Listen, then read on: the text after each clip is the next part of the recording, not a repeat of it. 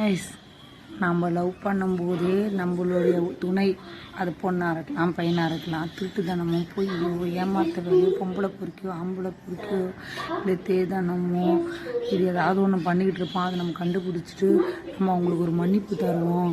நம்ம இயேசுநாதர் அவன் திருந்திடுவான், அவன் எப்படியாவது திருத்தி நம்ம ஒரு கல்யாணத்தை பண்ணிக்கிட்டோம்னா எல்லாமே சரியாயிடும் அப்படின்னு நீ நினச்சேன்னா உன்னை விட முட்டாள் யாருமே கிடையாது. கடவுள் நமக்கு நம்ம பழகும் போது அவன் அப்படி தான் இவன் அப்படி தானே ஒரு அலர்ட் கொடுப்பாரு.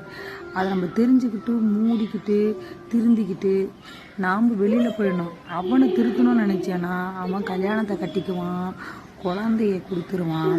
அதுக்கப்புறம் உன்னை அடிமையாக்கி வீட்டில் வச்சுக்கிட்டு இல்லைன்னா ஓடி போடின்னு துரத்திட்டு அவன் ஒரு பொம்பளையை தேடி போயிடுவான். புரியுதா? அவனங்களையும் அவலங்களையும் திருத்த முடியாது. அவங்க இந்த பொறுக்கித்தனத்தை பண்ணிக்கிட்டு தான் இருப்பாங்க. அவங்கள திருத்துது நம்ம